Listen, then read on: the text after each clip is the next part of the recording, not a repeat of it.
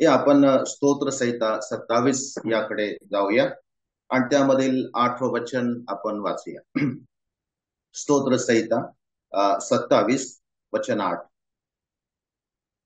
माझे दर्शन घ्या असे तू म्हटले, तेव्हा माझे हृदय तुला म्हणाले, हे परमेश्वरा, मी तुझ्या दर्शनाला उत्सुक झालो आहे. या वचनामध्ये भजनकार असं म्हणत आहे की माझे दर्शन घ्या असे तू म्हटले, तेव्हा माझे हृदय तुला म्हणाले. माझे दर्शन घ्या असं जेव्हा देव म्हणाला, तेव्हा भजनकार म्हणतो, तेव्हा माझे हृदय तुला म्हणाले. यामध्ये एक पवित्र देवाबरोबर असणारा एक संवाद, एक सहभागिता, एक जवळीकता आम्हाला पाहावयास मिळते. दुसरी गोष्ट, देव मनुष्याशी बोलत आहे आणि असं म्हणत आहे की माझे दर्शन घ्या. देव सहजासहजी कोणाला दर्शन देत नाही, परंतु या ठिकाणी म्हणत आहे असं माझे दर्शन घ्या असे तू म्हटले, तेव्हा माझे हृदय हृदय तुला म्हणाले. भजनकार स्तोत्र करता जो आहे त्याचं हृदय परमेश्वराला त्याची वाणी ऐकण्यासाठी आतुर आहे आणि त्याचं हृदय म्हणत आहे की हे परमेश्वरा, मी तुझ्या दर्शनाला उत्सुक झालो आहे. परमेश्वराच्या दर्शनाला प्रत्येक भक्ताने उत्सुक असावं. ती उत्सुकता प्रत्येक विश्वासणाऱ्याच्या हृदयामध्ये असावी आणि त्या उत्सुकतेने एक विश्वासाचं हृदय भरलेलं असावं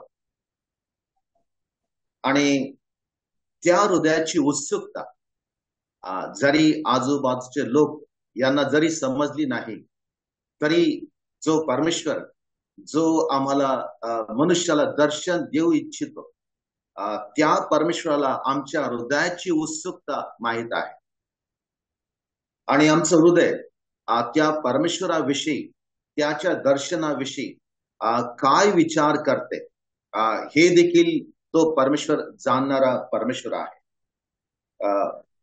परमेश्वराचं दर्शन झाल्यानंतर एका मनुष्याला एक एक आत्मिक आनंद त्याच्यामध्ये निर्माण होतो. परमेश्वराचं दर्शन झाल्यानंतर मनुष्य जो आहे एक वेगळ्या अनुभवामध्ये जातो आणि अशी अवस्था मनुष्याची होते. आणि स्तोत्र करता त्याविषयी बोलत असताना वचन 9 मध्ये असं म्हटलं आहे की तू आपले मुख माझ्या दृष्टीआड करू नको. स्तोत्र करता म्हणतो, माझं हृदय तुझ्या दर्शनासाठी, मी तुझ्या दर्शनासाठी उत्सुक झालो आहे. पण जेव्हा दर्शन मिळेल, परमेश्वर जेव्हा समोर असेल, तेव्हा स्तोत्र करता म्हणतो, तू आपले मुख माझ्या दृष्टीआड करू नको. म्हणजे तू मला दर्शन देणार तर आहेस, पण ज्या वेळेस तू मला दर्शन देशील तेव्हा आपलं मुख माझ्या दृष्टीआड करू नको. म्हणजे तुझं मुख जे आहे मला तू दाखव, तुझं दर्शन मला दे. परंतु स्तोत्रकर्त्याला असं का वाटतं की देव तर दर्शन द्यावायचं म्हणत आहे आणि मीही देवाच्या दर्शनाला उत्सुक आहे, परंतु परमेश्वर माझ्यापासून आपलं मुख लपवेल असं का? असा विचार त्याच्यामध्ये का येत आहे? बघा, त्याच्यामध्ये असं म्हटलं आहे की तू आपले मुख माझ्या दृष्टीआड करू नको, आपल्या सेवकाला रागाने दूर घालू नको. म्हणजे दर्शन दिलं असता, तुझा सेवक तुझ्या समोर असताना, पहिली गोष्ट मुख दृष्टीआड करू नको. दुसरी गोष्ट, आपल्या सेवकाला रागाने दूर घालू नको. असं का? त्याचं कारण हे आहे की मनुष्य जो आहे त्या देवासमोर पापामध्ये पडलेला अधर्मामध्ये पडलेला आणि देवाला न आवडणाऱ्या गोष्टी करणारा मनुष्य आहे. आणि त्या स्थितीमध्ये मनुष्याच्या ह्या देहावस्थेमध्ये मनुष्य देवाविरुद्ध अशा गोष्टी जो करत आहे किंवा त्याचकडून होत आहेत की ज्या देवासमोर तो भक्त किंवा तो मनुष्य गेला असता देवाला मुख फिरवावं लागेल किंवा रागाने त्याला आपल्या पुढून घालून द्यावं लागेल. कारण मनुष्यामध्ये पाप करण्याचा स्वभाव आहे. मनुष्य पाप करीत आहे आणि ती पाप जे आहे देव आणि मनुष्य यांच्यामध्ये आडभिंतीप्रमाणे उभे राहत. परंतु तरीही देवाला मनुष्याला दर्शन देण्यामध्ये आनंद आहे. तरीही देव मनुष्याला आम्हाला दर्शन देऊ इच्छितो. आम्हाला कधी आमचा परमेश्वर पाहावास मिळेल हे आम्हाला माहित नाही. तो समय, ती घटका, तो दिवस कोणता आहे आम्हाला माहित नाही. परंतु देवाला धन्यवाद असो, देवाची स्तुती असो की रोज आणि रोज देव आपल्या वचनाच्या द्वारे आम्हाला दर्शन देत आहे. रोज आणि रोज आपल्या वचनाच्या द्वारे तो आम्हाला दर्शन देत आहे. ही देवाची उदारता आहे, ही देवाची महानता आहे.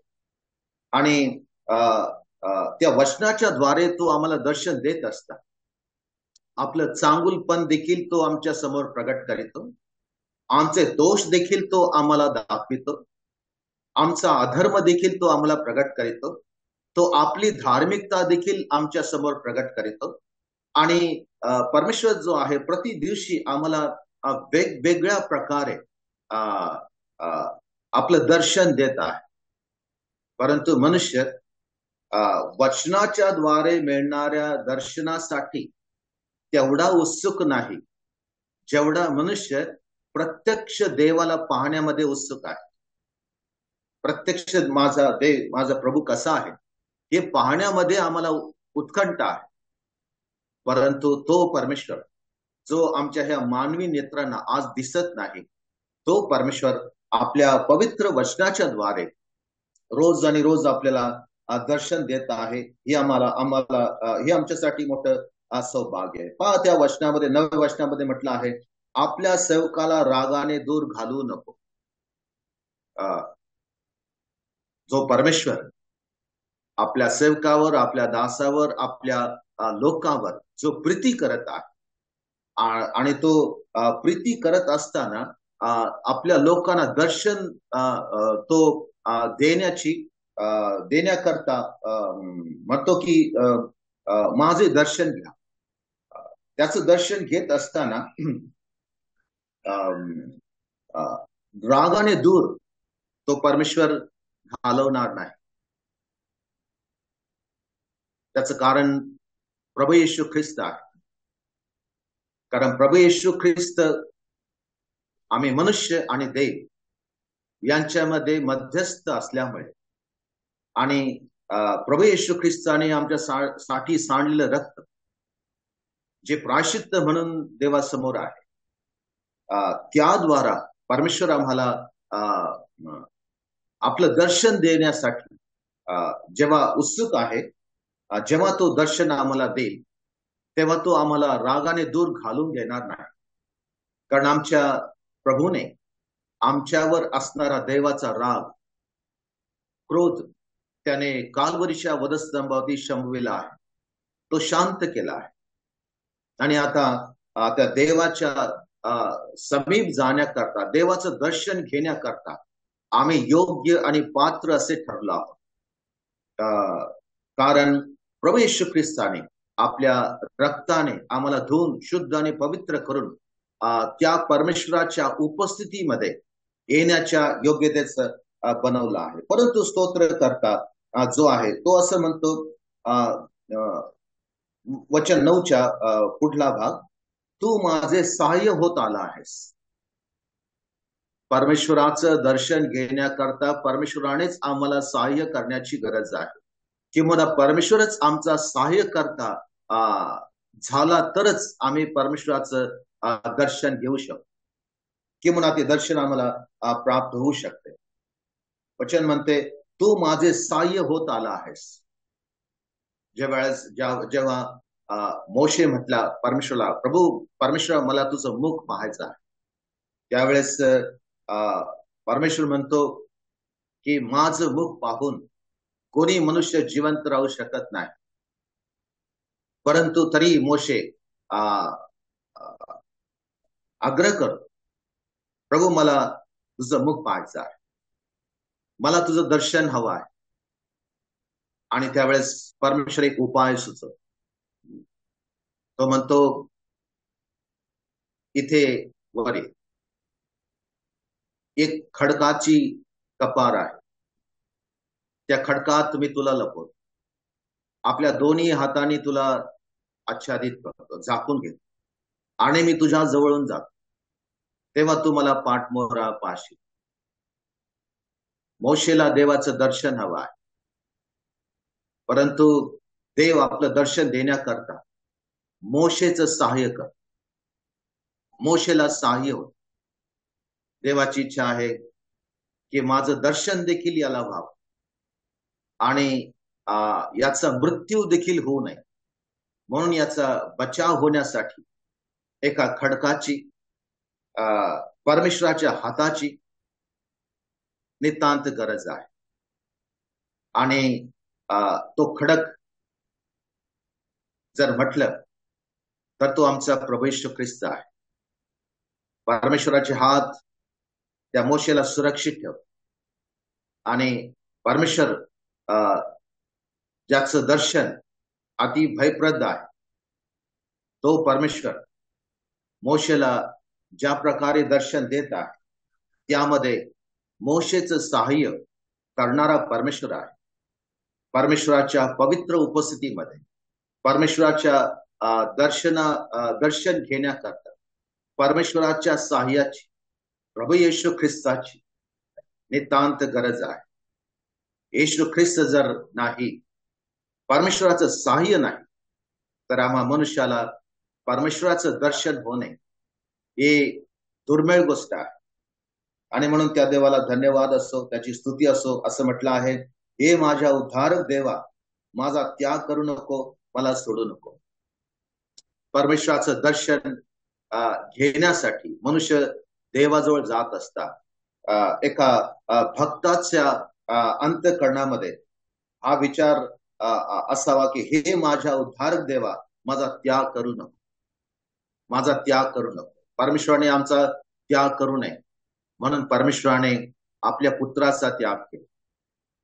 कारण त्याला तो परमेश्वर जो आहे, आम्ही मनुष्य जो आहोत, आम्हाला त्याच्या जवळ हवे आहोत, त्याच्या सानिध्यामध्ये हवे आहोत. देवाला अनंत काळ आम्हाला दर्शन देण्याची त्याची इच्छा आहे.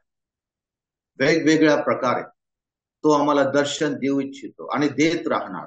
या भूतलावर असतानाही वचनाच्या द्वारे, आणि स्वर्गात गेल्यानंतर त्याच्या पुत्राच्या द्वारे तो आम्हाला प्रति दिवशी रोज त्याचं दर्शन देऊन आम्हाला आनंद भरीत, हर्षभरीत करत राहणार. आणि त्याकरता तो परमेश्वर जो आहे, त्याने ती तरतूद, ती व्यवस्था पूर्णता करून ठेवली आहे प्रभू येशू ख्रिस्तामध्ये. आणि त्या दिवसाची, त्या समयाची आम्ही वाट पाहत आहोत. आणि एक दिवस, तो दिवस नक्कीच येणार आहे, ज्यावेळेस प्रभू येशू ख्रिस्त अंतराळात मेघारूढ असा येईल, आणि आम्ही त्याला सामोरे जाऊ, त्याच्याबरोबर वर उचलले जाऊ, आणि त्याच्या सारखे होऊन त्याला पाहू, आणि त्याच्या जवळ सदा सर्वदा राहू.